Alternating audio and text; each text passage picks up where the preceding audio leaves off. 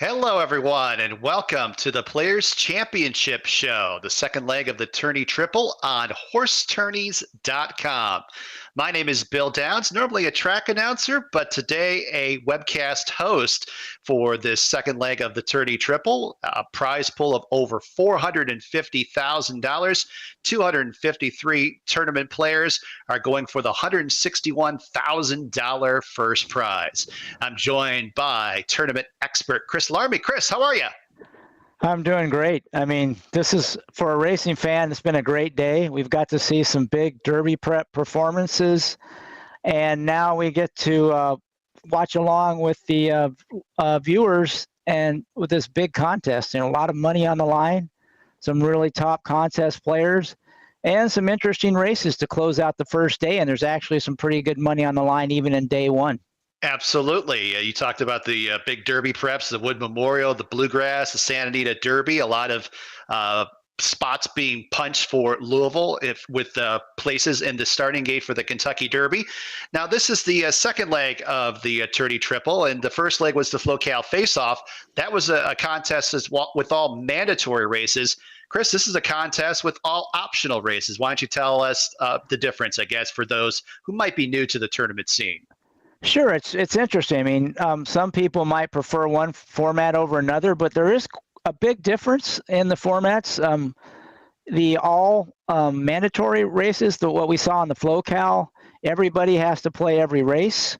So you don't really get to pick your spots. You're sort of forced to maybe play races that put you out of your comfort zone. And also, it's a little harder to separate from the crowd because everybody's playing every race. In this format, they only have to play half of the races each day. So race selection becomes really important. And this allows you, if you're smart, to play to your strengths and sort of hide your weaknesses. So if there's a particular track that you prefer, you can pretty much play all those races. If you like turf racing or if you like maiden races, whatever it might be, you can sort of focus in on what you're good at and avoid the races that you typically don't like to play. And also, there's a chance for some bigger separation because there's a good chance only half the other players will be playing the race you're playing. And if you hit a price horse in particular, it might really jump you up the leaderboard in a way that it's hard to do when it's an all-mandatory format. It also brings in some interesting late game strategy because now, do you want to be saving picks for the last few races when it comes down to, when the money's on the line? Today, we might see a little of that even with the day money, but certainly tomorrow that could come into play. You don't want to be drawing cold, on the last race if you're not in first place. So even if you're in first place, you probably want to have a chance to defend your position. So it's definitely a different format. I think it makes it a little more interesting, and I think we'll have a lot of fun. Also, the scores tend to be a little lower because, every long shot doesn't get pounded, hit by a lot of players. It's been sort of a chalky day so far today, so we've got a pretty compressed leaderboard, which makes it pretty exciting for us following along. As we glance at the leaderboard, we see Joe Johnson's got the lead, $117.40. I was glancing at Joe's picks, and Joe has had two of the three big winners at Aqueduct. There has not been that many big long shots. Only three, by my count, three horses to pay over $20 to win for a $2 win bet. And Joe's got a pretty decent lead. Was that about $32, almost $32 ahead of Michael Salakis, Naja Matties in third, Paul Lacella's in fourth. But a bunch leaderboard besides what Joe has done so far. And Joe's got 3 picks remaining, which is a pretty decent amount at this point in time. You can see down the leaderboard, looks like Mike Delate and Rob Henney have got 6.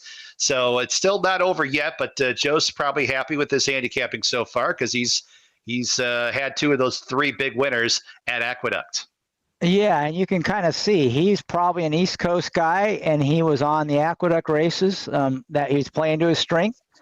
He was kind of lucky in that the price horses were coming from Aqueduct today, even though they weren't huge prices. They were, $20 winners. And you can see a lot of the West Coast players have all their picks left, right? They've been kind of saving them for the Santa Anita races.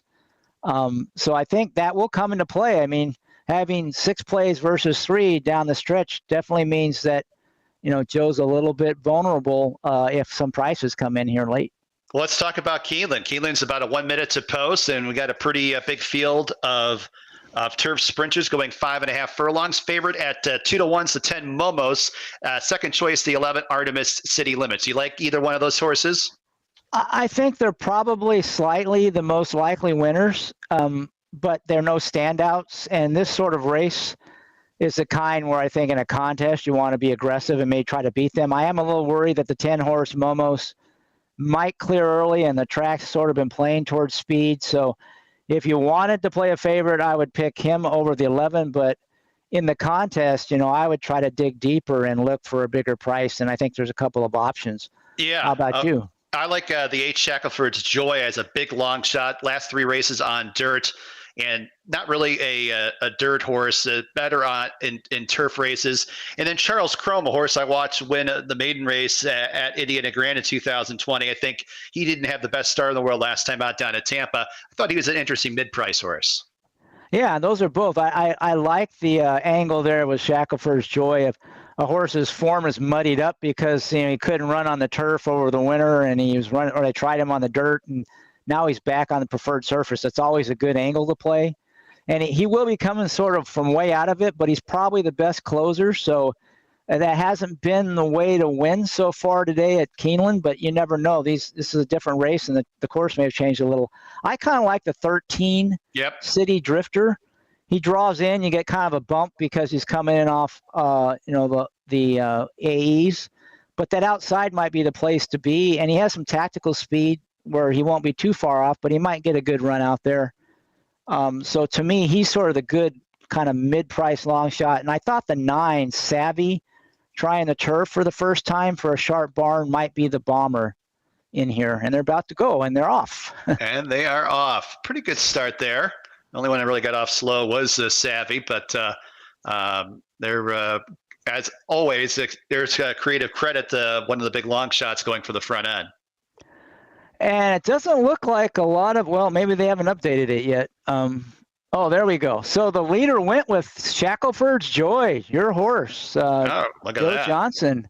And we've got a couple up front, have the 4-horse Infinite and the 7-horse Super Dormy, and the 4-horse is making a good move right now. That horse is Wesley Ward's looking live, and there's another horse on the outside coming. Is that the 11? Yep, that's the 11. That's the favorite. So yes. So battle between a 12-1 shot and a 2-1 shot. Co 2-1 favorites battling through the stretch, and it's going to be close here. Come on, 4. Hang on for my pick 3. Uh-oh. I think the 11 got there. I think the 11 got there, yeah. I needed the 4 on the pick 3, the turf pick 3 at Keeneland. But Artemis City Limits, the 11 for trainer Mike Maker. I read Ortiz aboard. Just like the angle I used with Shackelford's Joy was back on the turf after a couple of dirt sprint races, and Artemis City Limits. If you played the race, it probably didn't play the favorite there, but in a big field like this. But it's a they close are bobbing. They're bobbing. It's a good photo. So let's not call it yet. I'm looking at the slow mo now and it's Bob. I think the 4 got the Bob. Yes. I think we might have some movement on the leaderboard. Okay, so let's wait for the photo to come up. We'll see when it's official. Maybe I'm just being hopeful, but they're on the 4 with the camera too. So it looks like that's going to make. We had a couple people near the top of the leaderboard. Michael Salakis in second, and that will vault him right up near the top. He'll either be a close second or in first. And Mike Delate is in 7th with $77. That'll probably jump him up into 3rd. So yeah, good bob for the 4 there. Yes, just have to wait till they post it, but handicappers on edge because there could be a change, even with the 11 finishing second and cutting down the place price. Still would be like I think you'll get there because you get 12 to 1. So you're talking like $26 if the 4 is the winner. I know we're still waiting for the photo. Yeah, they haven't posted it. But they're looking at they're the 4. definitely, the cameraman thought the 4 won. So Yeah. he's usually pretty good. But I've seen them be wrong before, and it's usually when I want them to be right. In this case, it's worth some cash for me, and it's big. There it is. Great. All right. Look at that. Well, we're happy all around. Absolutely. And there were quite a few 4s in like the top 20. I see 1, 2, 3, 4 players in the top 14 had that horse. That's a big move. That's the biggest price on the day, I think, actually, or pretty close. Pretty close. There was a horse at Aqueduct that paid $29.80 to win at race number 2, but this will be the second highest, I believe, if my math is correct. But that's a definite game changer for a day that has not had any cap horses on this Saturday. Yeah, I mean, on the way the day's been playing, that's like a cap horse almost. Yes. The way today's been. I mean, most of winners have been, chalk. So a $30 horse, so probably $30 horse will be, pretty big on the day. When you look at, there was only one player over $100 at this point. So, that's more than a third of the total of all the other players on the leaderboard. So that's a big score. And some sharp players near the top of the board had that one. In their infinite wisdom, pun intended, they moved up the leaderboard with a good pick. But they can't really rest on their laurels because we're jumping into another race coming up pretty quickly at Aqueduct. So. Yeah, it's the Bayshore Stakes at Aqueduct, race number 11. So we'll kind of balance looking at 2 different tracks going at the same time. Got about 3 minutes to post. And the favorite at Aqueduct is the 9 horse Wit for trainer Todd Pletcher. Second in the Hopeful, third in the Champagne, and trying to, play catch up, if you will. Still going one turn. What do you think of the 9 Wit? He's sort of this classic horse. He was a fast 2-year-old. You'd expect that he developed some, typically develop quite a bit, these colts from, over the winter. So based on what he was running as a 2-year-old, if he is ready to fire off the bench and he has developed like you would expect him to, he's definitely the horse to beat.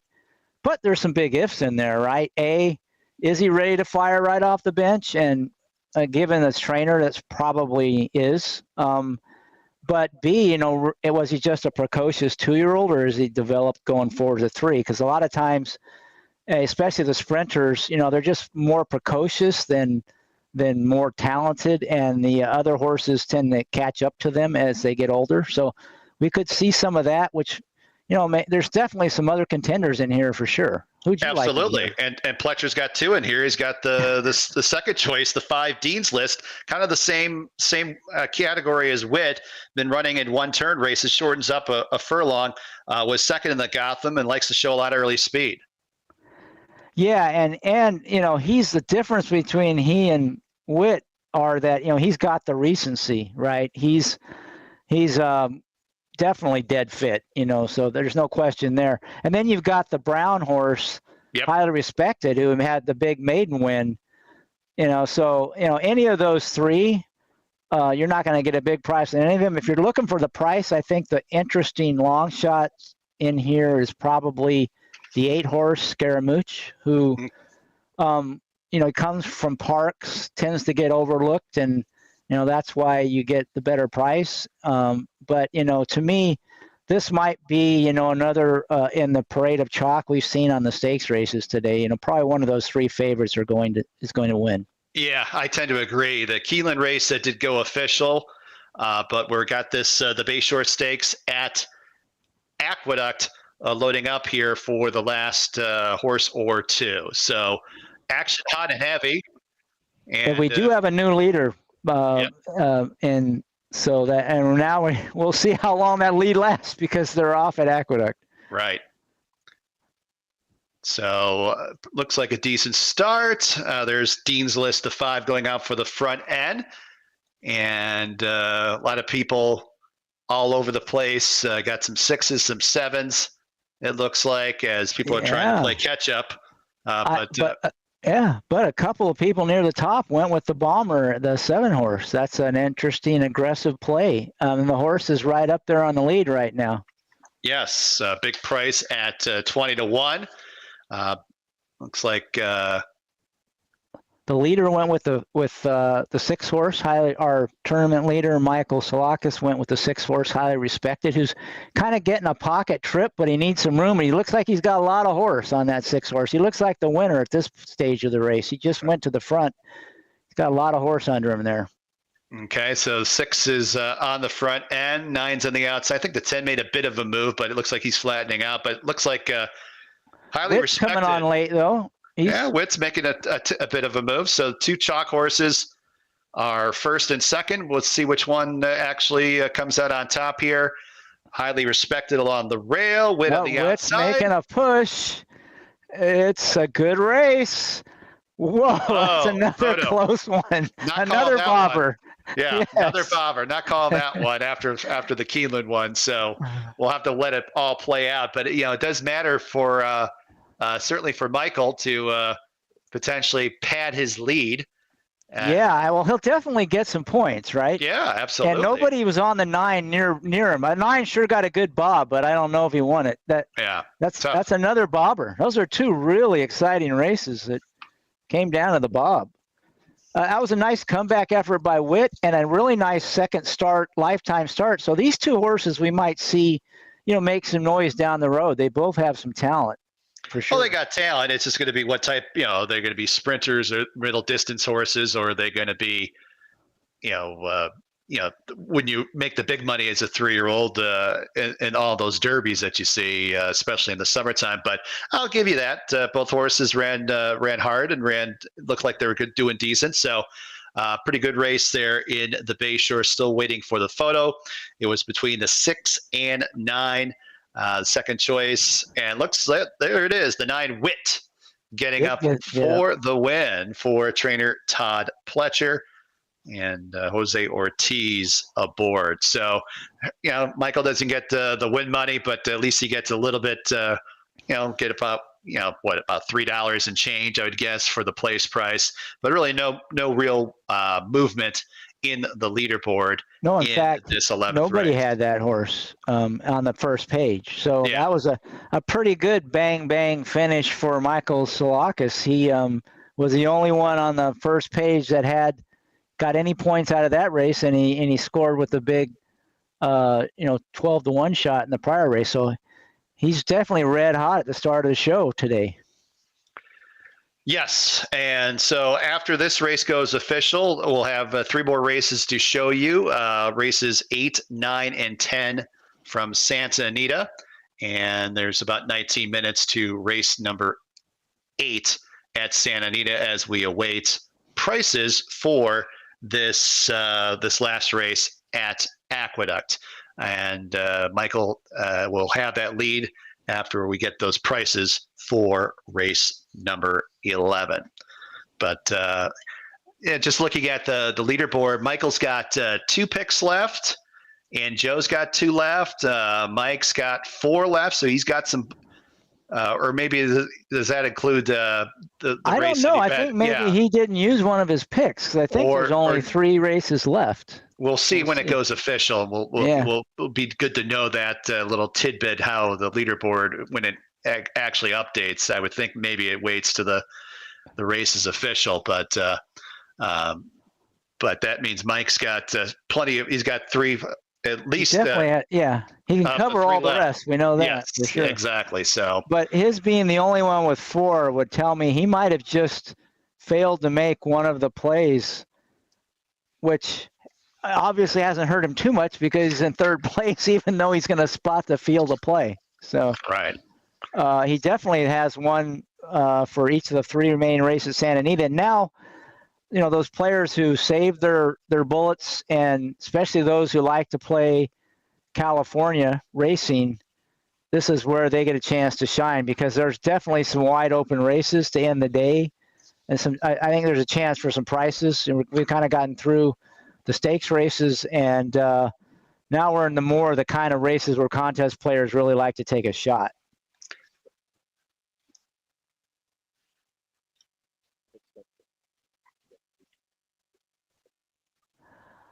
But we're still waiting for prices to come in, and no matter if Mike used all his picks or not, that if you play 14 races, you only get 14. So that's right.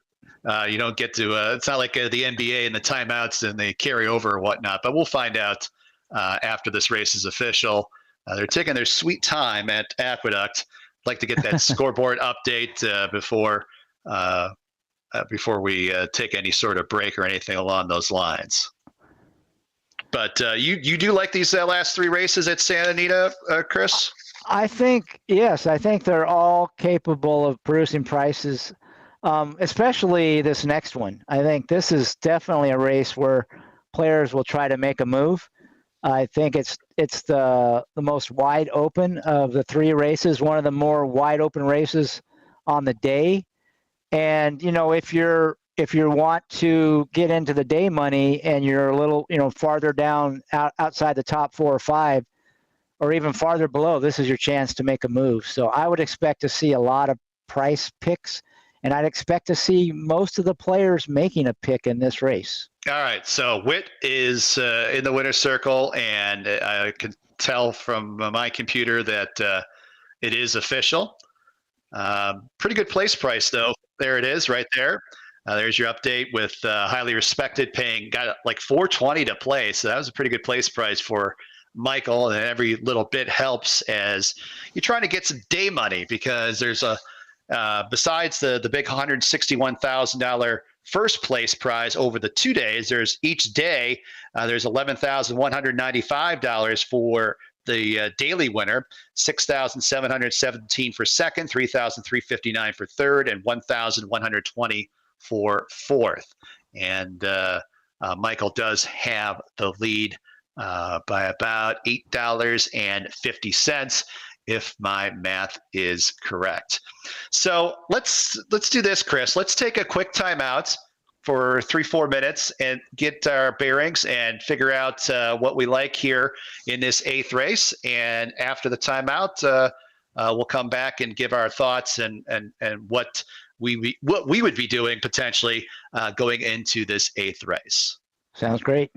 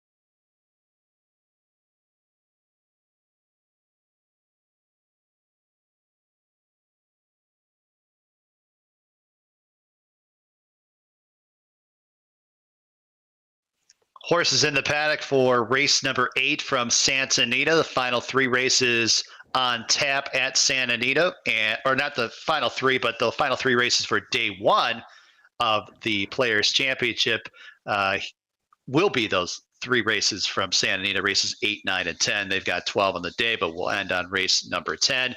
And Chris, this is a race, just, Calibreds, maiden claimers, 3 and up, and a wide open betting board, the biggest field left for handicappers to tackle. And I would expect most handicappers would be involved in this race, even this being an optional contest.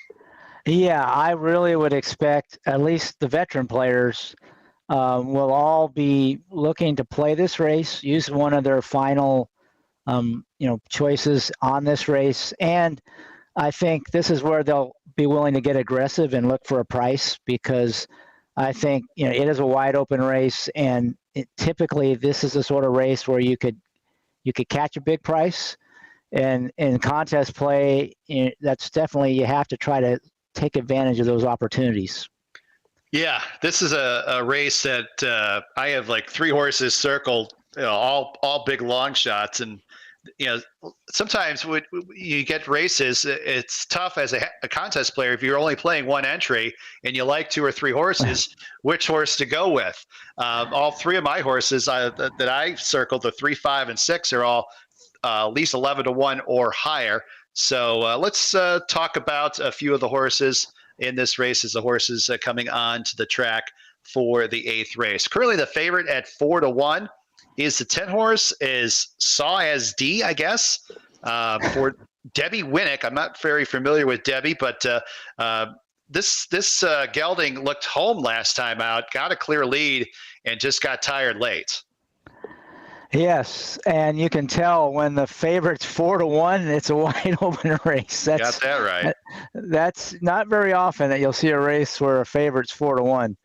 And yeah. And the connections are a little bit suspect. Not that they aren't capable of, training winners, but I think that's part of the reason why this horse might be, even lower priced if it had different connections. You know what I like to use?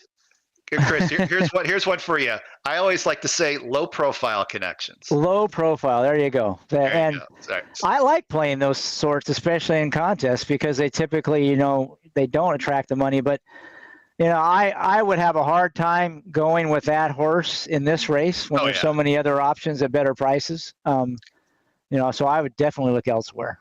Yeah, if you're playing pick 5 and you were spreading, unless you hated the horse, certainly could be used. But the 10 would, for tournament players, it's not my cup of tea. The 10 finished second last time out on March 13th, and then the second choice is coming out of that same race, the 1 Dutch Bus, who finished 3rd behind the 10 last time out. Interesting note I thought about him. Last 3 races, he drew the outside post in all 3 of those races. Now he draws the extreme inside post. We'll see if that makes any difference. Gets the bug jockey Emily Ellingwood. So I guess if you don't really like the 10 for the tournament, I don't know if you really would like the 1 too much either. No, they're sort of both in the same camp. I mean, you got a little more high-profile connections with the 1 second off the claim, but usually drawing the rail at 6 furlong dirt race is not good unless you're just a really quick from the gate. And this horse doesn't have a lot of gate speed that I've seen. So I would definitely be trying to beat those 2 favorites in here. I agree. Let's talk about some bigger price horses. The 5 horse probably be the one that I like the best of the 3 that I circled. The 5 horse Speed Grazy for trainer Brian Corner. Second career race, didn't break well in a maiden claiming for 50 on March 13th. Comes out of the same race as the 10 and 1. But used early energy to get into position. Did Speed Grazy in the debut. And I always love horses that show me anything in the debut and then second time out. Those are the times I like to play horses, and Speed Grazy fits that profile. What were your thoughts on him? Do you think he had a chance at all? Yeah, everything you said. Second starts always a great play because that's when the horses often make a big improvement. This horse, he broke slow. He didn't change leads, and he got tired. It just looked like a horse that was, needed a race. So I would expect to see a lot of improvement. The barn typically doesn't do well with first timers and does much better with second time starters. So definitely that horse is live, and I would expect to see quite a few players maybe gravitate towards that one as kind of an obvious live long shot in here. Well, we got 3 first-time starters in this race. The 6 Bags Gold, the 7 Economical, and the 11 horse Agrigento, I guess. The one of those 3 first-time starters I thought might have a little bit of a chance. Speaking of low-profile connections, but he's been around for a long time. Paul Aguirre trains 6 horse Bags Gold, a son of Vronsky, been training steadily at Santa Anita. One thing about Aguirre that I always remember, don't look at the workout times. He works his horses very slow, especially for Southern California, and he doesn't seem to have any real knocks against him. Got a pretty good jockey in Maldonado. Sire's decent, Dam's decent. Geary can win with a first-time starter. I thought Bags Gold had a little bit of a shot. He's kind of a dart throw. It's always tough playing first-time starters in contests unless you got some sort of information. But I just thought that Bags Gold might merit a little bit of a look. Yeah, I think given that there's no horse that's displayed any, frightening talent in here, that any of the firsters you could consider playing. For me, I would probably pick the 7 over the 6. Okay. I think it maybe has been training a little bit better. Its trainer's a little bit better with firsters. Mm-hmm. But I would, any of those 3, if you had some reason you like the breeding, the trainer, whatever, again, from a contest perspective, there's no reason to think that they, if they have any talent at all, they might not be able to win this race. But if of the 3, I would lean towards the 7 Economical probably.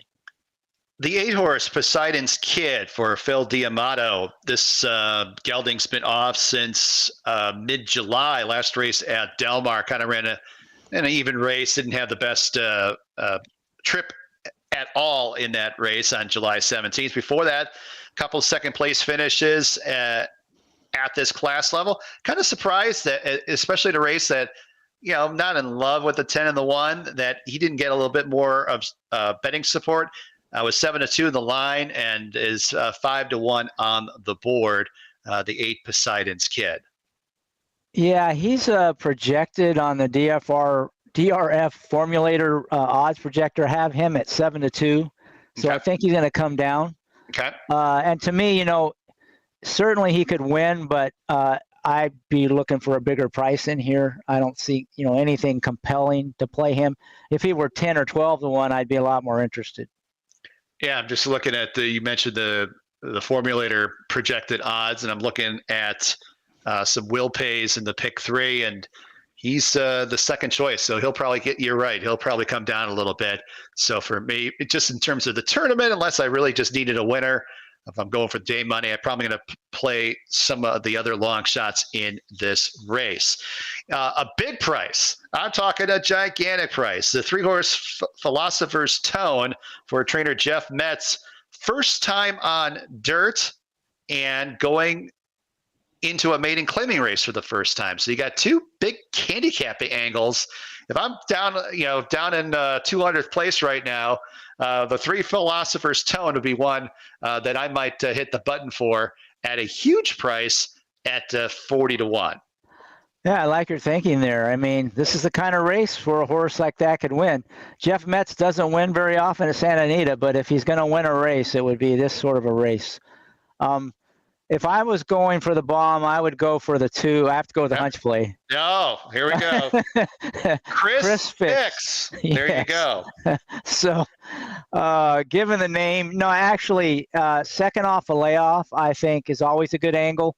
He had a lot of trouble in that last start, actually, and he hasn't really had good trips in any of his recent races. He's a bit of a plotter, so they got to come back to him. But yeah.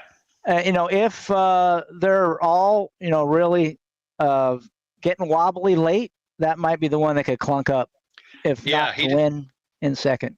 He doesn't like to get out of the gate too fast. No. So don't look for him early. Look for him late, especially in a dirt sprint in a big field like that. 5-2 on the 10, 9-2 on the 1 and 8. In terms of the leaderboard, just taking a look at who's got what. Michael's got 2 picks remaining. Mike's going to be playing. We know that. He's got he'll have 1 pick that he didn't use, but he'll be involved in these last 3 races. So it'll be interesting to see who I think you got to give a shot in here. So I'm expecting the top 10. I'm expecting a lot of people, no matter your top 10 or the bottom 10, to be playing this race. This race seems to have a little bit of everything, besides the favorites being 5-2 and not having the best opinion of him. I think we both agree on that one. But so if you were loading up in this race, yes, if you were Michael, you're on the lead. You're maybe thinking about day money a little bit. What do you go with? Are you going to go with a longer price, try to play kind of defensively in case a big shot comes in? Are you going to skip the race, or are you going to play one of the chalks? Of the chalk, of the 3 of the chalk horses, probably the one I like the most would be the 8. But I got 3 other horses that I like: the 3, 5, and 6. 5 being the one I like the most. But so it kind of depends, where I would be on the leaderboard. A little bit would play into my decision. Otherwise, though, I like to go for the gusto. So 5s and 6s, and maybe if I was way down the leaderboard, take a bomb shot. That's a kind of hitting one out of the ballpark. Closing your eyes and swinging and hoping to hit a home run. But I've seen crazier things happen in these Calbred maiden claiming races. Yeah, I kind of agree. I think you want to play a long shot even if you're near the top, just because this is a race where there's a good chance a price horse is going to come in, and the favorites just are kind of like, you're not going to get hurt that much if one of the favorites wins. So to me, this is one you definitely want to be aggressive. All right. And you're off. So We'll see what happens. There goes the 3, Philosopher's Stone, the big price trying to go off for the front end, but then the favorite, as you would expect, now assumes command. There goes Dutch Bus along the inside. And looking at the 2 favorites are hooking up early here, though. We'll see. Yeah, I'm just looking at the leaderboard, see the leader, Michael, as well as Mike, both using the 8 horse, Poseidon's Kid. Yeah, you're the horse you were talking about is, and we did have someone go on with chalk on Dutch Bus, Douglas Shank, and and the 10. So, and we have someone that went with the Bomber, Chris's Fix, which is not looking too good as you would expect. It's going to come from way back. Okay, they're getting we're already up front though. 3 horses. They're all staggering though. I don't know if anybody's going to have enough. We do have, what's that, the 11 horse making a move? Yeah, way outside. But, on the outside. One's trying to come back.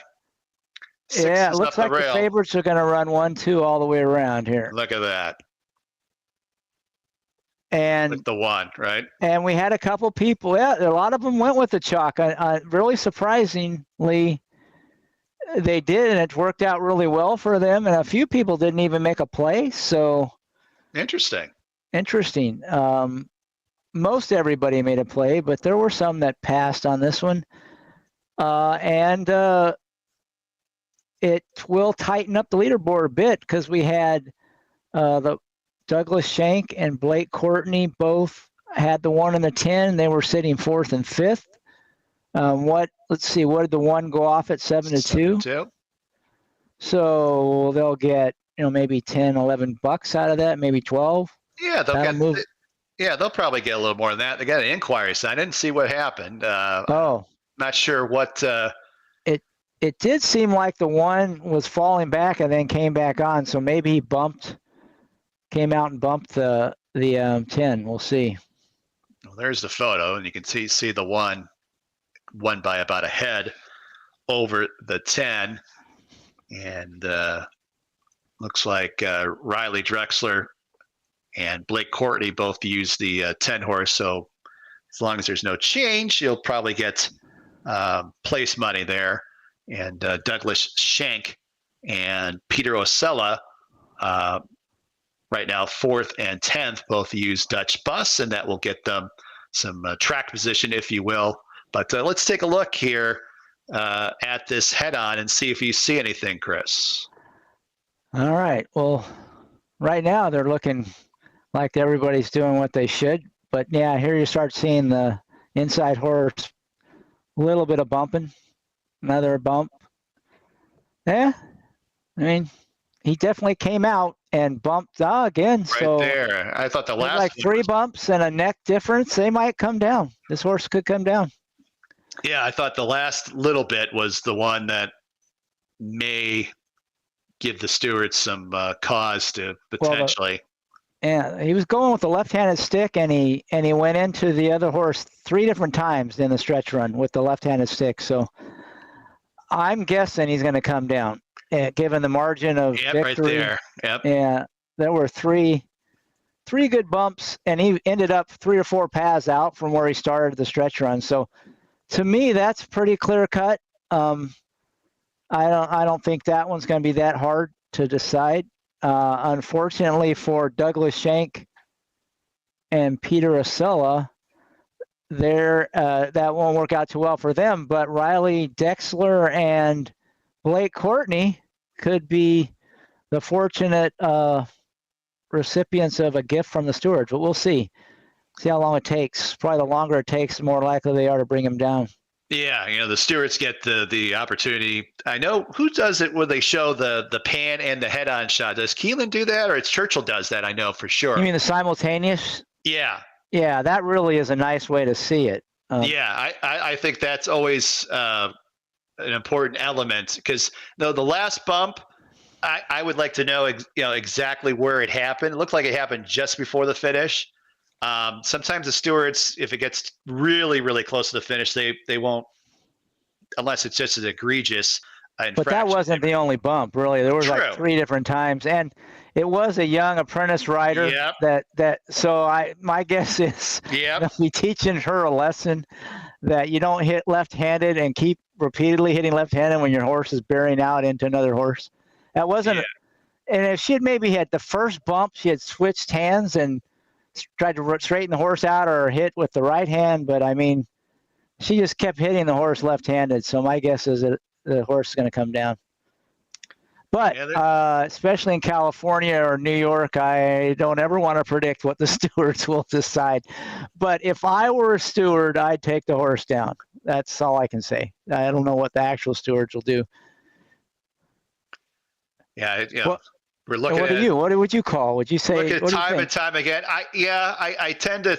I would say yes because right there, that last little bit, like I said, I would just like to know how it looked like it happened before the finish. So like I said, I'd love to be able to sync the head on with the pan shot because that way I'd be able to tell. And maybe they will do that. Here they're showing you it right now. Here, maybe they're watching it. They heard you. Yes, they heard you. Oh, so here we'll get to see when that last bump. To me, that was sort of like just the icing on the cake. That the dessert had already been served anyway, so I don't know if it matters that much. But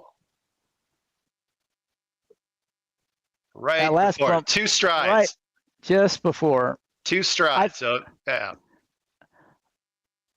But what's cool about these last 3 races, they've been 2 head bobs and a potential DQ has been the difference in all 3 races. It just shows you how much luck and how, no matter how good you are at picking the winners in these contests, you've got to have luck on your side because, you could easily have lost both bobs and got DQ'd or the other way around in these last 3 races. So here's the drone shot. I like the drone shot. There, we love that drone. Look at that. Yep. Great. That's something that I know my old track, Indiana, they started to use the drone extensively. And you see it, a lot of other tracks are using it as well. And it adds another element for the stewards to utilize video-wise in their evaluation of what's going on. So they have that look as well in the stewards booth. But they're taking their sweet time. Usually when they take their sweet time, they're talking to everybody and this and that, and I'm gonna guess they're gonna take him down. The only way I say they don't is, like I said, that last bump. I think that was the worst one, and it was just before the finish. And so sometimes the stewards split hairs. But if I was in the booth, I would say that the one should come down. But I don't have any financial, I don't have a dime on the race. So let's. Yeah, but there are look 4 at this. people. There we go. They took him down. Yeah, that was probably the right decision. I think. I think you have a pretty strong case that should have been reversed. So that's good. I think I agree. I always liked when Trevor still calls at Del Mar, but one thing with Trevor, you always knew if a horse was coming down by the first phrase that he would say. He would always go, "Ladies and gentlemen," and then the horse, whatever horse got taken down. That's how I always knew when in Southern California, if a horse was getting taken down. Just listen to Trevor, his first words and his tone. So flip the top 2. The 10 now is going to be the winner, and there's Debbie Winnick. She's not a big winner's pick. Not a lot of people in that winner's circle, but there's going to be happy people that are in there for sure. Absolutely, yes. That's a big win for them. So congratulations. It's nice to see the lower profile barns win races. So there you go. That's a good thing. Yeah, I'm just looking at the leaderboard. Not going to be much change up top. We'll see. Douglas Schenk, even though he gets DQ'd, will get second place money. But Blake Courtney will make a decent little jump there. Yep, and it looks like we got it right there, up to 5th, if I'm not mistaken. No, it hasn't. No, it hasn't changed yet. All right. We're still waiting for the prices for that 8th race, and just to recap, DQ of the 1 Dutch bus from 1st to 2nd for coming out on the 10, and 10 horse was the favorite at 5-2 in a big field, and now we finally got it as official. Yeah, I mean, we can't ask for much more excitement than a couple of head bobs and a DQ in our first 3 races. So there you go. $7.20 to win, $4 to place in Dutch bus, with a healthy $4.40 to place. So yep, there it is. Blake moving up to 4th with $108.60, right behind Mike. They both will have horses in the final 2 races. Our leader still is Michael Salakis with $125.90. One with the big one with the 8 horse who didn't hit the board, but he's got 1 pick remaining. Everyone else behind him, at least 2nd, 3rd, and 4th, they've got 2 remaining. So interesting. Michael's not home yet by any means. He's going to have to be very selective in what he wants to do.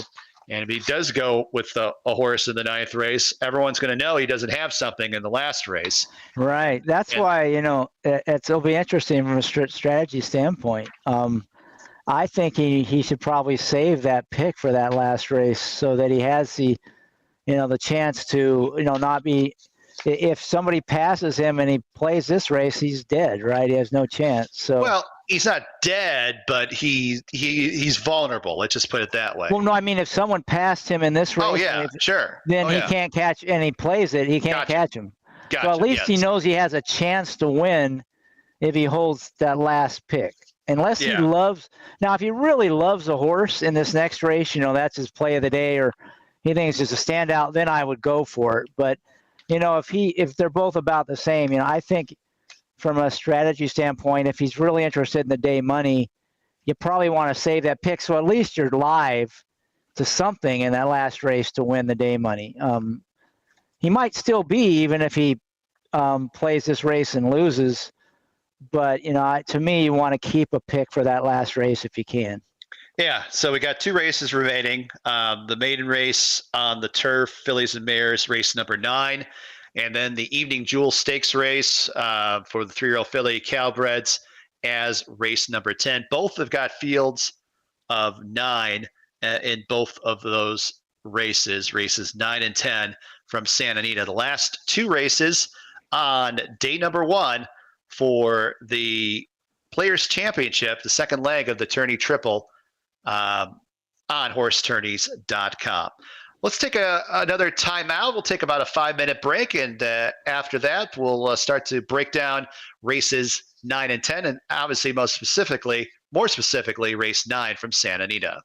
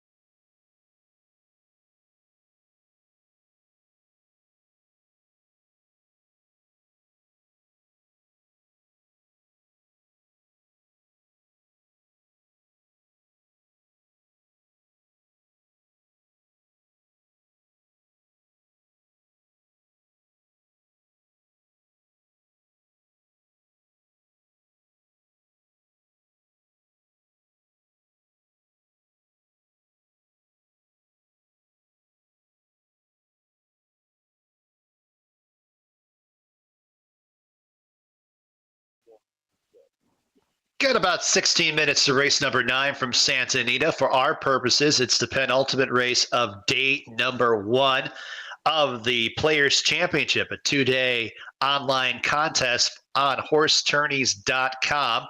The first leg was the FloCal Face-Off in mid-January. Of course, we're doing the Players Championship this weekend.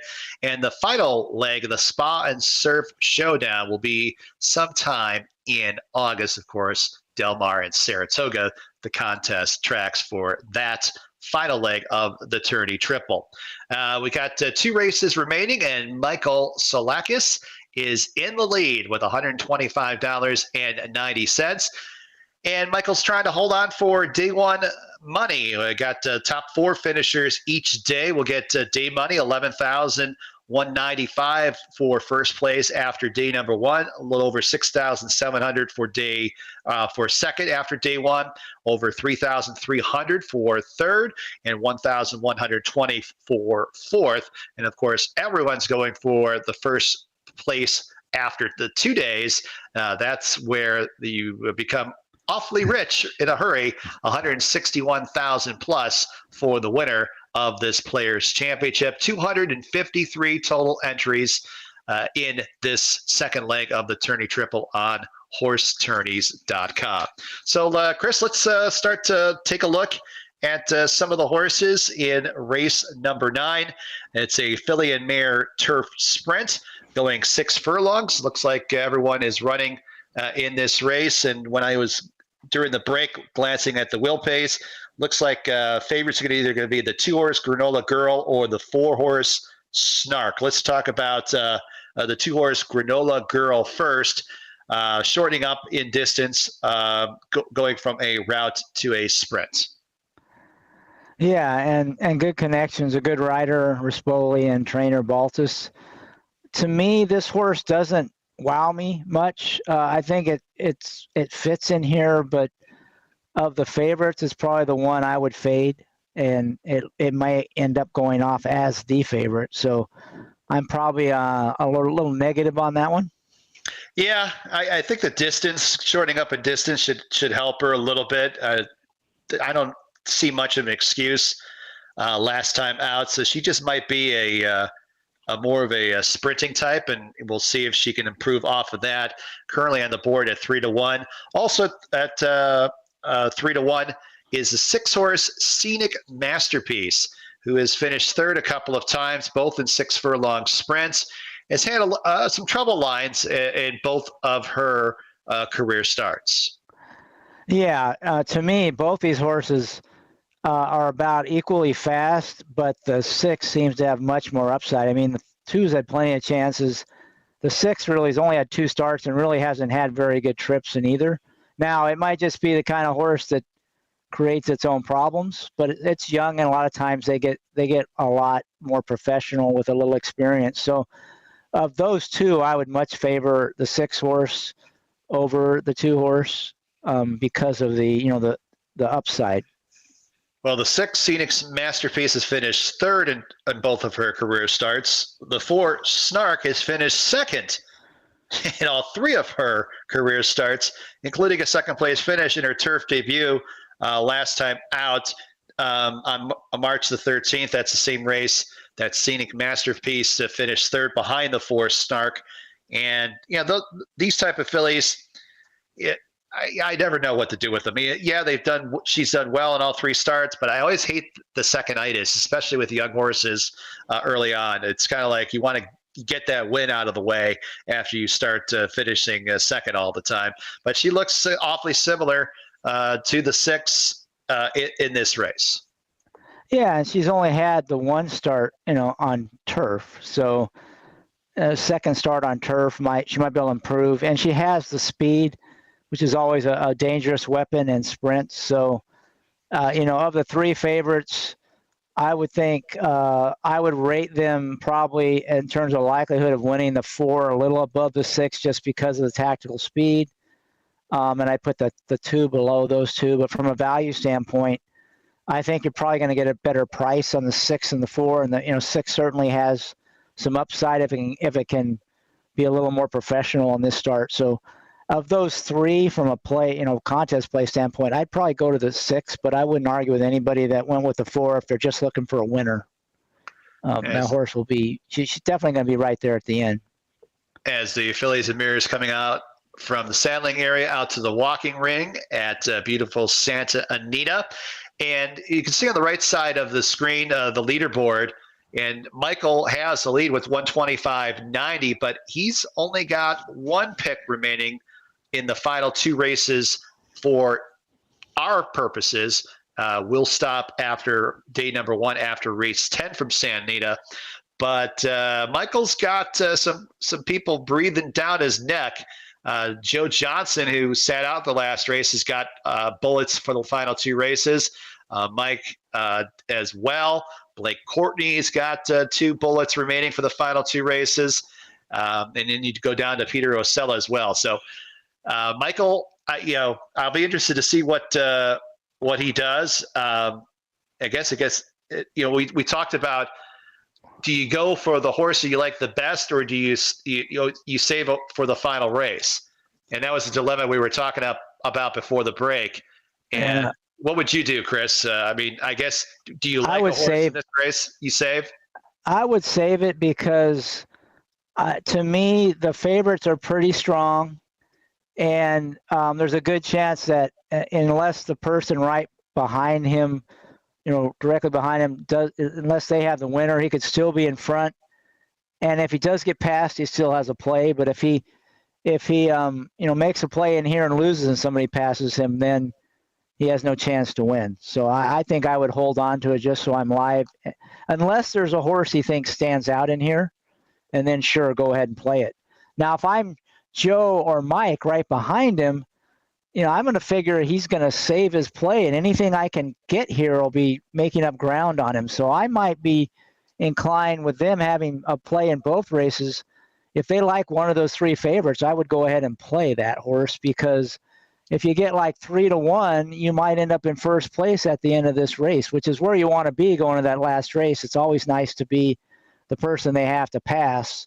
That way, you can block some people, and it's just always from a strategy standpoint, it's always better to be in the lead. So I would kind of expect Michael to pass and Joe and Mike below him to maybe play one of the who they think is the most likely winner. Probably, unless there's someone other than the top 3 favorites that they like.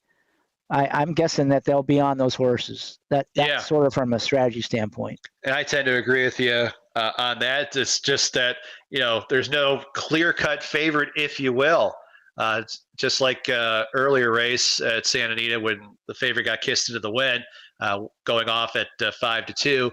Right now we got a very tepid favorite. The 6-horse Scenic Masterpiece, and the 2 Granola Girl is also 3-1 in the betting market. And Snark, currently, I guess, a little bit of an overlay off the morning line at 4-1. But a filly that's taking a lot of early action, and I think this filly's price will drift up just looking at the double will pay. But one we should talk about, the 1-horse Banjo Queen for trainer Dan Blacker, has gotten off to he doesn't run that many, but he has been doing quite well in 2022. Went off at a big price in her debut in late January at Santa Anita. Kind of ran an even race, but has an inside post. And, Dan Blacker does pretty good. Decent enough with the second career starts. I don't know if I like her at 7-2, but if, let's say, she drifts up to like 5-1 or so, do you think that she's a play at either one of those 2 prices? Well, I thought at 8-1 morning line, she was the play in the race, because we talked about how, she's another one of these horses, and her debut looked kind of like she wasn't sure what she's supposed to do. She was running green. She got into trouble. She was wide. So lots of room for improvement. And so I always liked that kind of horse, but at the price, it looks like she's projected to go off at about 5-1. That would seem like fair. I could see playing that horse. You're getting a little bit more than you are with the favorites. and she certainly has the most upside of anybody in the race. Yeah, not exposed, if you will. No case of second-itis, that sort of thing. Still very young, and Dan Blacker, very capable trainer, and Drayden Van Dyke aboard for Blacker. Glancing at the betting, not getting a whole lot of action is the 7-horse looking to get even. I expect her to come down a little bit. Now, she's had plenty of chances. She's had the most chances in the field, 0 for 16. It's been off since Del Mar, shortening up in distance from a 2-turn route race back into a sprint. And I don't think she's ever gone a sprint distance. So she's doing something different this time around for trainer Phil D'Amato. Horses that go on the shelf, I kind of give them a lot of leeway in terms of their last race performance. So I don't look too much at that race at Del Mar unless you found a race in the video, watching videos, and maybe you got some sort of bad trip. But she didn't have that bad of a trip. But she's run a couple clunkers in a row. But you go back to those races at Santa Anita last year, she certainly fits against these. Might not be my top pick, but what were your thoughts about the 7-horse looking to get even? Well, first of all, I usually don't play 0 for 16 maidens. That's big red flag for me. Also, to me, this is kind of an obvious prep that this horse wants longer. So I would never play this horse. Right. Yeah, I'd have to get a huge price. To me, I think it's in just as a tightener. And even if it was in the right distance, it doesn't like to win races when it's 0 for 16. Now, if it was dropping in class for the first time, maybe I might be a little interested, but you probably wouldn't get much of a price. So for me, the 7's just totally no way would I ever play that horse. Which means I put it into the winner's circle, probably. Well, we want to hear opinions, so therefore, sometimes the opinions will be wrong, and but you state what you think about her, and if she somehow gets to the winner's circle, you tip the proverbial cap to her in that race. A couple first-time starters, both not getting touched at all in the wagering. The 3-horse, my gals, Dawn and Lori. I had to make sure I didn't screw that one up. I always love when owners come up with some tongue twisters. It's always tough when they bunch the names all into like one word, if you will. But a daughter of Blame out of a big brown mare. Should like the distance. Peter Urton, doesn't win too often with debuting turf horses. I guess if you're way down in the leaderboard, you maybe give her a shot, but she's not much, not getting touched at all. 23-1, and the 8-horse Adele Darling for Richard Baltus, coming from some high-profile trainer in Baltus. Not the fastest workouts in the world. A daughter of Adelaide out of a Danehill mare. Should have some turf breeding, I guess, but that's pretty much it. But both not taking a lick of money. Yeah, they are sort of dead on the board, but they're first-time starters, so you really don't know much about them. The 3-horse, to me, the 8 looks like the stable's got one of the favorites in here, so I'm guessing this horse is more meant for longer races, and this is kind of a starting point with that one, because it is so dead on the board. You're always guessing unless you got to have inside information, which I don't. The 3 may be a little more interesting. That horse, it's the only one for the stable. I agree that the barn's not great with firsters, but they don't have that many horses that they've started on the turf. So to me, of the 2, I might lean towards the 3, but I probably wouldn't go there unless I just really was looking for a big price. I was near the bottom of the leaderboard, because for me, it's just that's sort of throwing a dart if I play that horse. I don't have any strong reason to play it. All right, we got 2 others we haven't mentioned, so we might as well mention them. The 5, Soul of a Warrior, putting the blinkers on for George Papadromou. back on the turf, but the last turf race wasn't that good, but went on the shelf after that. So showed speed in a race at Del Mar, going long. It was a pretty fast pace in that race, and kind of did the dirty work. So she might be one, if I'm way down the leaderboard, she might be the one I potentially could take a flyer on. And then the 9-horse Yadiyama for trainer Marty Jones. Didn't seem like she was too happy in the gate, and she ran like it, running a non-threatening 7th. She's at 15-1. So a couple other long shots in this 9th race. At least both of these fillies have some racing experience to at least take a look at.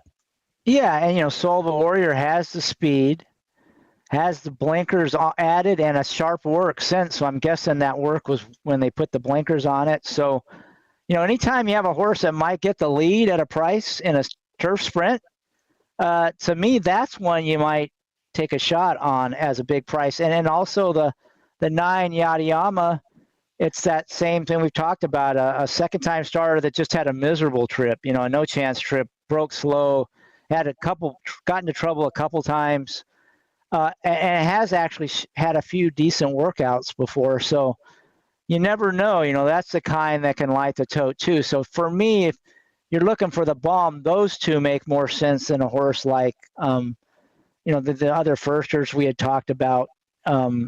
Those two, to me, there's some reasons you might want to play them, especially, the 5-horse.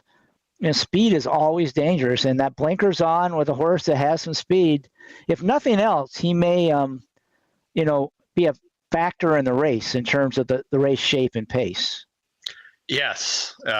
As Frank Lyons used to say on that TVG promo we heard all the time many years ago, go to the lead and improve your position. I think that's the strategy that Edwin Maldonado will try and utilize with the 5 Soul of a Warrior. Your horse or filly that you liked a bit in Banjo Queen, teetering 4-1, 9-2. Is that your top pick? What would your top pick be dependent on where you are on the leaderboard at this point? Yeah, I would probably I could go with either the 1 or probably for me the 6-horse Scenic Masterpiece. Those are probably the 2 that I would play if I was near the top of the leaderboard. I have a hard time separating them because I think the 6 is a little more likely to win, but the 1's a little better price. So they're about the same for me. Yep. I would be against the 2 Granola Girl of the favorites. I wouldn't blame anyone for playing Snark, but I do think 5 Soul of a Warrior with Maldonado blinkers on could, mix it up early with the 4. That's probably how the race will unfold. So that kind of hurts that one's chances a bit. Sure. Loading up. And for the Bombers, that we talked about, Soul of a Warrior, and maybe Yadiyama as another one that might wake up second start.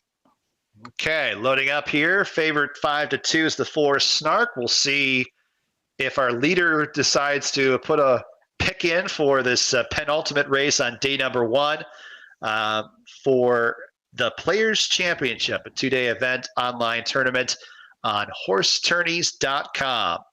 And should be interesting to see what, besides Michael, anyone else that only has 1 pick remaining, whether or not they throw a bullet in this race. So the 9 Yadiyama is in, and they're off, and the 1 and the 8 both broke poorly.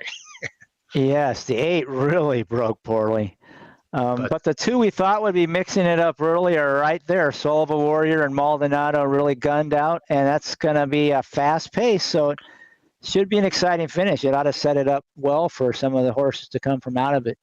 Well, if you played the 5, you knew you were probably going to have a pressured pace, but at least you made the lead, and we'll see.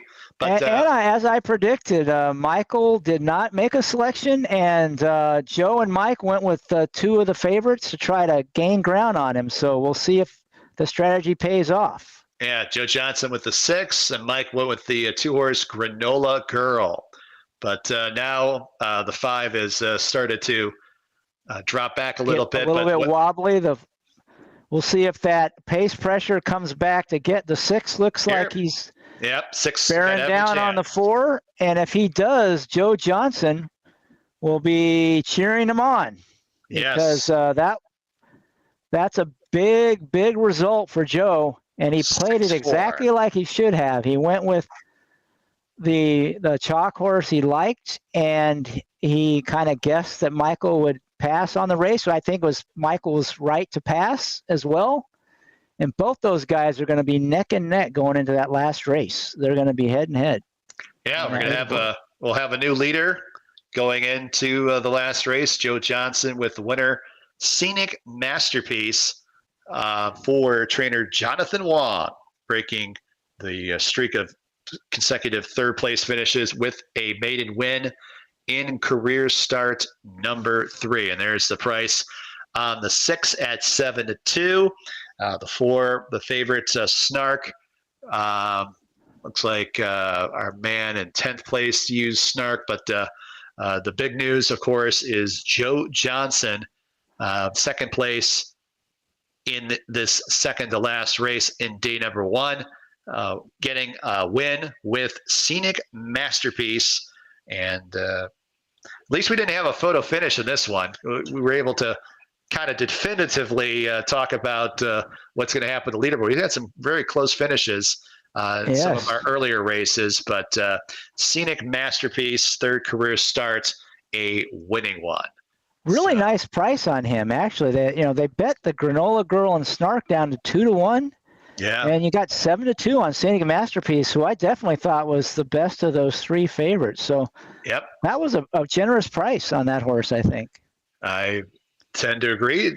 It's easy to play Monday morning quarterback, but I think you especially made notice of that filly, and so you get to at least say a little something post race, even though it's kind of a Monday morning quarterback, if you will. But we got one more race to go.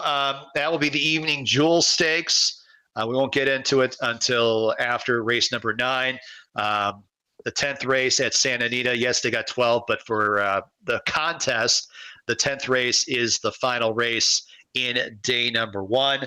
And Joe Johnson will be in the lead when it's made official. I don't think I saw anything that would merit any sort of inquiry like we saw in a previous race. And, $11,195 first place for day 1, day money, if you will.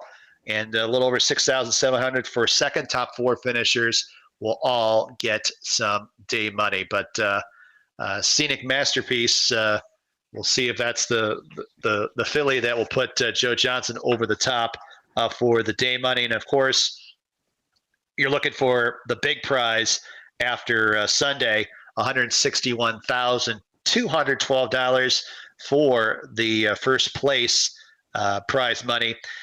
And then whoever wins this contest, as we wait for prices for that 9th race, whoever wins this contest will be eligible for a $1 million bonus if they were able to win the Spa and Surf Showdown.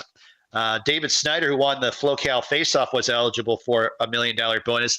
I haven't seen where he's at. I don't think he's in the top 100, but there's something to shoot for if you win one of those first couple legs of the tourney triple on HorseTourneys.com. If you take 2 of the 3, you get $1 million. So that's some big money to potentially shoot for.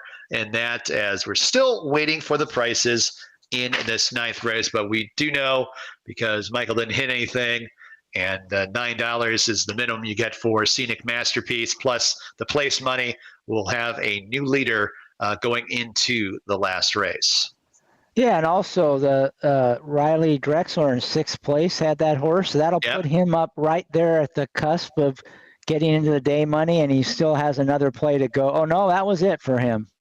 So I don't know if that's going to move him up high enough, but he had a nice hit. And the good news for all the players is the scores are low today.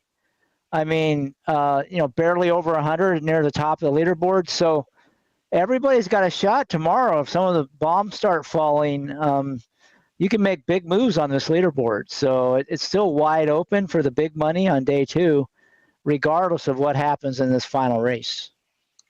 And there's a look at a big winner circle in terms of the number of people for this winner scenic masterpiece for trainer Jonathan Wong. There's the prices that I was looking for.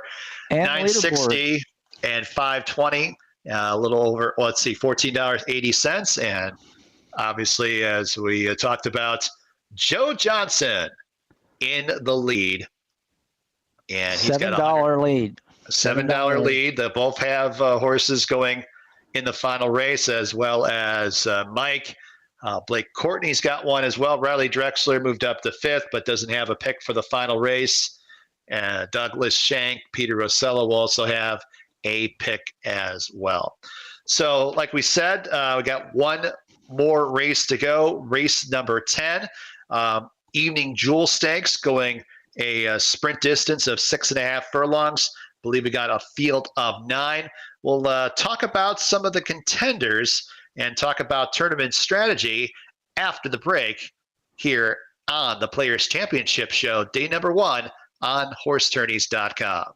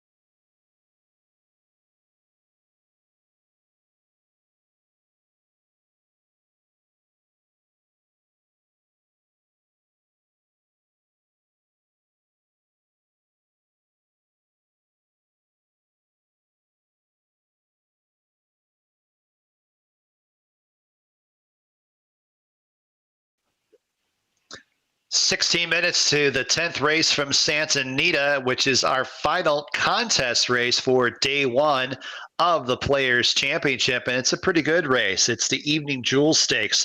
Calbreds going 6.5 furlongs, 3-year-old fillies. All 9 are going to run. And the favorite in the race, I believe, is the 2-horse Connie Swingle for trainer Phil D'Amato, coming off of a layoff, but won a Calbred Stakes race in her last start way back in September of last year at Del Mar. Yeah, she if she runs back, she's improved it all since then, and she's ready to go off the bench, and she's definitely sported some good workouts. She's definitely the horse to beat. It's kind of interesting here because she could go off at below even money. And if she does, then Michael Salakis couldn't catch Joe Johnson even if he hit her and she won. So Joe might be able to have a heavy favorite sort of in his pocket and be able to go with, some other horse and use, Connie Swingle as kind of a he doesn't have to worry about that, and he might be able to block Michael and others with another pick. So there's it'll be interesting to watch the odds board, see if right now she's 9-5. I think that'll come down. But there's a chance, he might get cute. Joe could get cute maybe and pass on the 2, thinking that Michael can't pass him up. Of course, a late odds change if a horse were to float back up or something could really hurt you if Michael went with the 2. But anyway, that's just a little bit that it's right on that cusp of whether or not Michael could win if he picks the 2. And he has to be thinking about what's Joe going to play, because if they play the same horse and Michael's blocked, same with Mike Delate in third. So that's where some of the game theory comes in, and that's why it's such an advantage to be in first place, because you can always block the people behind you if you're on the same horse. What did I was just glancing at the Will Pays for the double and pick 3. The 2's the favorite, obviously, in both the double and pick 3. Second choice is the 1, but seems like Big Novel gets some money. What do you have your formulator in front of you? Yeah, it's projecting an even money off odds. Okay. So but at even money, if it paid, $4 and $2.20, then that would still not be enough. So it's going to be right there, on the cusp on whether or not the 2 will pay enough to make that a play that could move Michael up from, second into first. But there's a lot of other horses in here. I don't think that horse is lays over the field. And I think there's a really strong alternative to that one, so we can talk about some of the other horses. Absolutely. But definitely this is a race where I think there's 2 horses that kind of stand out and 1 possible bomb. That's the way I see it, but it'll be interesting to see what you think about some of the contenders. Yeah. Big Novel, let's get her out of the way, because she's a strong second choice at 5-2. Seems logical to talk about her, talk about consistent, in the money, all 7 career starts. Winner last time out on the turf, going long. She's shorting up in distance from a route to a sprint. Yeah, she's accomplished on both surfaces with the win on turf as well as dirt. The last race was she was supposed to win. Went off as a 3-5 favorite, looks like. Johnny V was aboard on that afternoon on February 11th and is aboard again today. She likes to come from a little bit off the pace normally, though she has on occasion showed some speed. But with that inside post, that's kind of like the monkey wrench, if you will. What do you think? What do you think of the chances of Big Novel? And do you think that she'll probably coming out of those route races, I'm guessing she's going to come from a little bit off the pace? Yeah, I don't think she has anywhere near the speed the 2 has. No. And so being inside of her on the rail, that's probably not a good post draw. And, to me, if the two is probably just a better horse and tactically will have an advantage. So between those 2, I mean, there is a price difference, but if I was going to pick, I would definitely go with the 2 before the 1 if I were like, well, it depends. The 2 doesn't do anybody any good in this field right now in the contest, other than maybe Michael Salakis is the only one who might consider playing that horse, or Joe Johnson if he thinks Michael will play that to block him. Nobody else will be able to catch the leader. Now, they might just be thinking they can move up a spot or 2 in the day money, which is another way to look at it. It kind of depends on what you're shooting for. If in that case, I would go with probably Connie Swingle over Big Novel. I don't like Big Novel that much in here. A horse that's not going to get the lead, draws the rail, and a dirt sprint. It's just not the kind of horse I like to play. Filly I like a little bit is the 6-horse Professor's Pride for trainer Eddie Truman. Been on turf in her last couple starts, and both races finished dead last. Looking back at her dirt form is what you're going to be looking at if you're going to take a positive outlook on the 6 Professor's Pride. 2 for 2 on the dirt. Do you see the improvement with her, or are you taking a negative view on the 6 Professor's Pride? No, I think the 6 is the obvious play. I mean, this horse's dirt races both win. Yep. The debut effort was better than anything anyone's ever run in this race, and the 2 turf races, clearly the horse doesn't like turf, So back on the dirt, and the horse has the speed and gets the nice favorable outside the other speed post. So, well, for me, this is clearly the horse I'd be on if I were near the top of the leaderboard, because I think it's the most likely winner of the race. And let's see, right now it's projected to go off at 4-1. It's 7-2 on the board right now. So I think, that's the value in here among the horses that are, I think, the primary contenders, which to me is kind of between the 2 and the 6. They kind of stand out above the others. And I think the 6 is a better horse. And plus, it has the fitness. And I'm just going to toss those turf races and just say it's a dirt horse. Yeah, and I also like that Juan Hernandez is aboard once again, and Juan was aboard for those 2 dirt wins, and Juan could have probably have ridden the 9-horse Ute Your Honor in this race. Your Honor, we'll talk about her in just a second, but she was a winner of a Calbred allowance optional claiming race last time out, and had a lot of trouble in that race. So the fact that Juan Hernandez chose the 6 Professor's Pride over the 9, she's getting bets and all that. And you, as a jockey, you're not necessarily looking for, winning with long shots. You want to be on the winner. And Hernandez and his agent go with the 6 Professor's Pride. But that being said, let's talk about the 9-horse Ute Your Honor. I had to watch Frank Miramonte replay to hear of the correct pronunciation, what he's been using with the 9 Ute Your Honor, who had all sorts of trouble in that win on March 26. Going into the turn, had to tap on the brakes pretty strongly, but was able to rally. Yes, she did go off as the favorite in that race, but she probably, it might not have been the biggest speed figure in the world, but I liked her tenacity in that win in late March. Yeah, it's one of these horses that tends to find trouble in almost every race. So if it has a clean trip, the outside post is probably good for that horse, because there's not much to worry about early on. And if the 6 and the 2 hook up, that horse could come running late. So I can see that one as a contender. I'd say it's probably less likely than those other 2, but certainly as an alternative to those 2.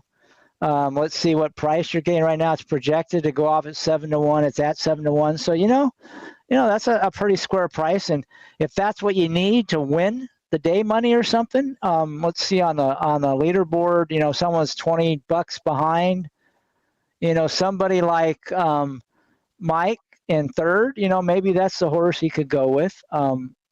That might get him over the top if it were to come in. And it's interesting that Mike Smith is aboard after Hernandez I'm guessing, jumped for the 6 over the 9. Mike Smith was aboard the 8-horse Everly's Girl for trainer Brian Corner, a winner of a maiden race on March the 18th. But Smith jumps on the 9 over the 8. But the 8 Everly's Girl ran her best race in career start number 3 last time out on March 18th. But she added the blinkers, and she was a different filly. She, as you would expect when you add blinkers, the general rule is, going to show a little bit more focus early on, and she got to the front end and she won rather easily. Yeah, it was just a field of 6, but she's certainly going in the right direction. But this is a pretty big step up in class. But Everly's Girl certainly does seem to be living up to her talent now after the addition of blinkers in her last start.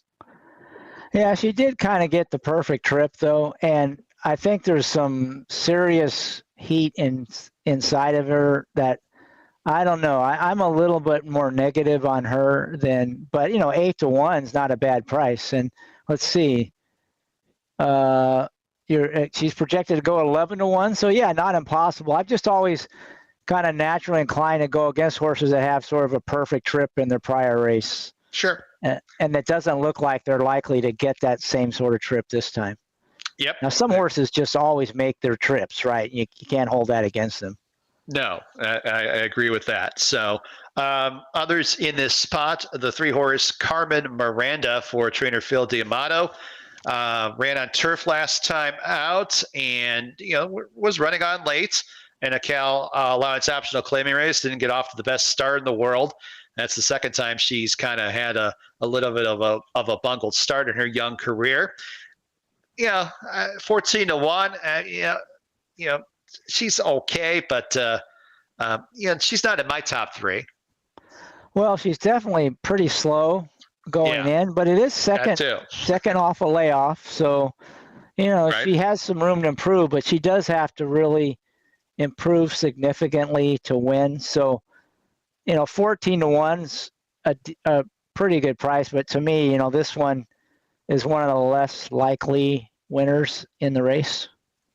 I agree. And then we got some big prices after that. The other 3 that we haven't mentioned, the 5-horse At the Spa takes the blinkers off. Her last 2 races have been nothing to write home about. I guess the equipment change is what you hang your hat on. But she started her career at Santa Anita, and she won a couple of races, a maiden race and a small stakes race, and even one at Del Mar. But she's fallen off the shelf, if you will, in terms of her performance. They're trying something different. Blinkers off is for the first time in her career. At least you get a big price, 25 to 1. Yeah, that's probably the last convinced. one. No, you're not convinced. No, I'm trying to make a case.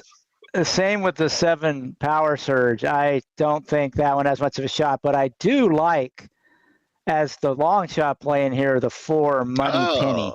Okay. If you look at this horse's form, dirt sprinting, it has a win in 2 seconds. Then it went off a layoff. For some reason, they tried the horse routing on the dirt and routing on the turf and sprinting on the turf, and now they finally put her back sprinting on the dirt. And this is a horse who has shown she's got talent sprinting on the dirt. So to me, this is the one that you want. If you're looking for the bomb, it's the 4 is the play, in my opinion, in this race. Money Penny. Okay. You mentioned the 7 Power Surge. Let's talk about her. Been up in NoCal, Golden Gate on synthetic, and mixed results. Last time out, kind of got shuffled a little bit and finished a non-threatening 6th. First time on dirt for this daughter of Straight Fire, but as you hinted, you're not a big fan of the 7 Power Surge, and she is a gigantic price at 50 to 1. Yeah, there'll be a Power Surge on the leaderboard if that horse wins. I mean, the only possible angle is maybe that first time on the dirt, but I just haven't seen anything from this horse that tells me it's got a big jump in it, which is what it would take to win. Fair enough. Fair enough. So let's talk strategy. I think after hearing your thoughts on everyone, you're on the 6-horse Professor's Pride. I tend to agree with you. If you're, I know, with this being the last race for the day money, and there's 11,000 up top for first place after day one, 6,700 for second, 3,300 for third, a little over 1,100 for fourth. But if you really like her, I think, it's a long contest. You still got, 15 more plays tomorrow, and the leaderboard's very condensed because we haven't had any cap horses today. So sometimes there's the allure of the day money. I think if you're up top, you're Joe and Michael and Mike and Blake. Obviously you're trying to figure out a way to get that day money. But Professor's Pride, I think, is one that we both like quite a bit. I like a little bit. I like this 9-horse Ute Your Honor for Cliff Seiss, as I mentioned, with Mike Smith aboard. I think that she fits. With going back to dirt, she won her last 2 dirt starts as well. I think those are the two for me. Those 2 fillies in race 10 as they start to load up. Yeah, for me, Professor's Pride is the one I'd play if I was near the top. Money Penny, I think, is a very live bomb. Okay. I'll be real interested to see how they play Connie Swingle and those top 2 players, because right now she's at a price where if Michael picks her and Joe doesn't, and Joe doesn't get a place price, Michael could win with heavy favorites. So it'll be interesting to see if Joe tries to block him with Connie Swingle, if Michael takes a shot with her, or he thinks he's going to get blocked and goes with like Professor's Pride. This is what makes it kind of fun here at the end. It'll be real interesting to see what they land on at the top of the leaderboard. Yeah, and 8-5 on Connie Swingle. So I think it's going to go off closer to even money by the time the computer money rings in based on the projected odds. Right. But we'll see. It should be an exciting finish, and I'm really anxious to see what they end up picking. All right, Your Honor is in. They're on the gates, and they are off. And as we expected, the 1-horse Big Novel doesn't have enough speed and is in last. And who's going for the lead? The 7-horse Power Surge. The Power Surge. And Joe Johnson went with Your Honor, and Michael Salakis went with Carmen Miranda. So Connie Swingle with Mike Delate. Wow, really strange because he can't win with that. So really interesting plays here. Very interesting plays. Wow, what if Power Surge wins the nightcap? That would be something. Well, they don't pay the 3 furlong, Paul, but now no, they don't. The favorite's a half length behind. It can give somebody a thrill, though. This would be Joe Johnson's best friend here if the 2 passes a 7. Yeah, he just doesn't want the 3 getting up there either. Thomas Blaser in 18th used the 7-horse. So between these 2. It's a 7 still digging in. Yeah. He hasn't quit. He's going to win it maybe. Let's see. It's a bobber. Another finish. Oh, the 7. He wins it. I had a Power Surge.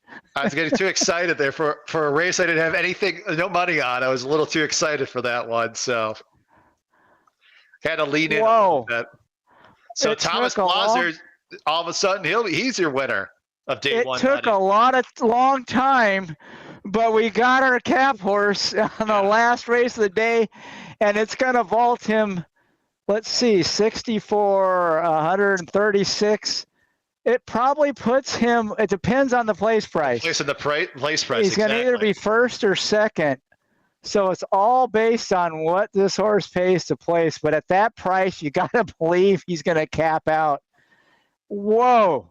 Yeah. That was exciting. And man, we know somebody who was jumping up and down the stretch in that race. That was pretty awesome. I had to do my quick math here. So Thomas had $72 and Joe had $132.20. He used the 9, who's not going to finish first or second. So if the 7 wins, it's going to depend on the place price. But the favorite finished second, so yeah, you're going to get $42, but I don't think you're going to get the full cap for the place price. I don't know. It's 70 to 1. Let's look at the pools, because at 70 to 1, what did your 2-horse go off at though? Ended up going on. Let's just look at the place money, because that's what really matters, obviously. right? Yeah. Yeah. So let me look at the pool data on this race. I mean, it's second because choice. It is going to come. It's going to really come down to the place price, because you know what you're going to get for the wins, 42, and so you're going to have to get in the place pool. 25 or 20. The 2 wasn't even the favorite in the place pool. The 1 was. Yeah. And the 7 only had $1,200.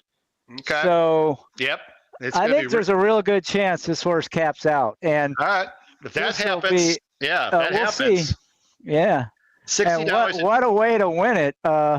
One person went with the power surge, and he surged to the top of the leaderboard, or not. We'll see. We got to wait for these payoffs. Yeah, I'm looking at the ownership. One of the ownership, Jungle Racing, isn't that Jim Rome? Oh, that's Jim Rome. We'll see if he shows up in the winner's circle. Oh, he'll be there. Oh, grab a vine, Jim. Yes. Have a take. And don't stink. So yeah, it's all going to come down to the place price, because for anyone that plays a horse racing contest, the standard cap does apply, 20 to 1 for the win. That's $42, and then 10 to 1 for the place, and that's $22. And yep, cap horse. So we'll have that new leader, Thomas. Catapults to the front. $155 horse, and we didn't have any horse go off at above 12 to 1 all day, I don't think, and I would win at above 12 to 1 through 30 races until the last one. Yeah. Just be glad that wasn't the last race of the contest, because we would have had 7s all over the place on the board. Well, then Joe would be probably saying some things in his office or wherever he's watching. Yeah. So it does stink. Yeah, you go from 11,000 for day 1 first place money down to 6,700. But the good news is you get 6,700, and you're in prime position to potentially take down first place after day 2, which is 161,000. So it does stink, but like you said, I'd rather have this happen to me after day 1 as opposed to after day 2. But a lot of people, sevens. Yeah, a lot of people moved up, so that really tightened up the leaderboard even more, right? So that'll make it more exciting on day 2. We've got a whole bunch of people now within, one good price of the lead. So it's going to be really exciting tomorrow when the big money's on the line. Yep. So that was the only cap horse of the 30 races. Before that, we had 4. Is that Jim Rome in there in the winner's circle? I'm sure he was, but I was just I'm looking. Yeah, it looks like he's there.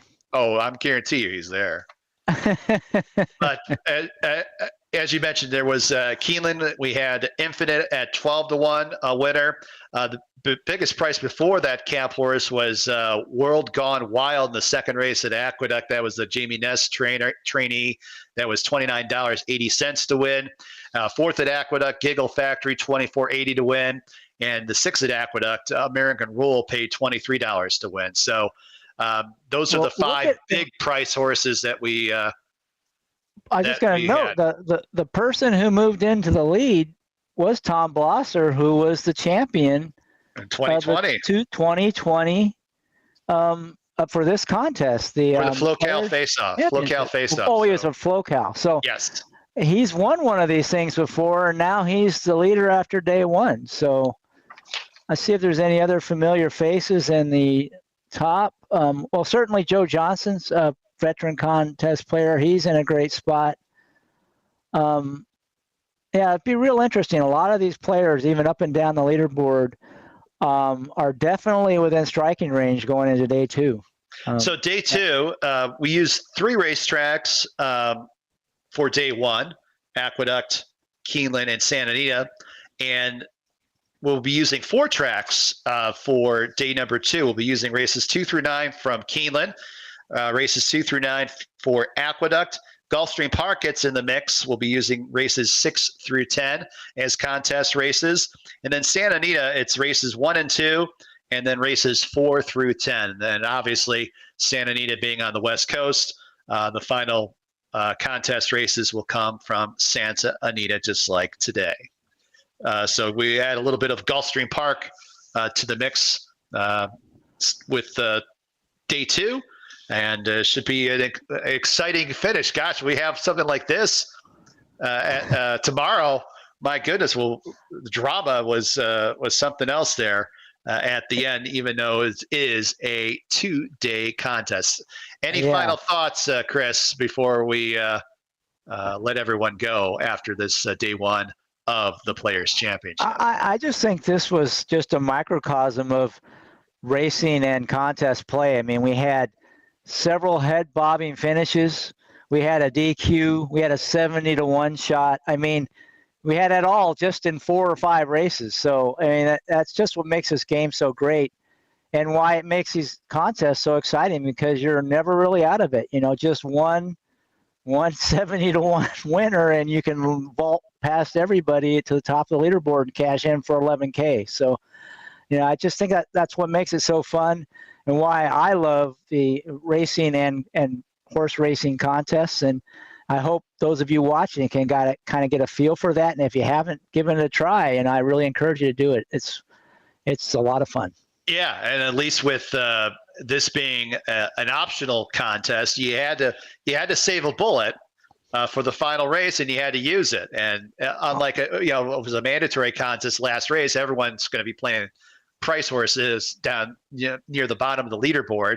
But we saw with Thomas, he wasn't that far down the leaderboard, and you used that big long shot to catapult to the front and pick up the day money of $11,000. So I think that's going to do it. Right, Chris? Anything else to add?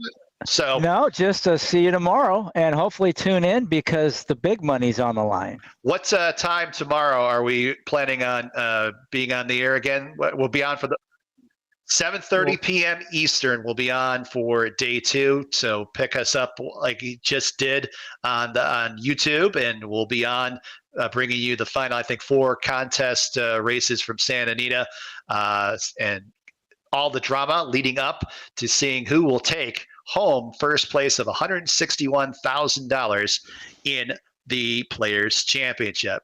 So for Chris, my name's Bill Downs. We'll see you tomorrow, day 2 of the Players' Championship.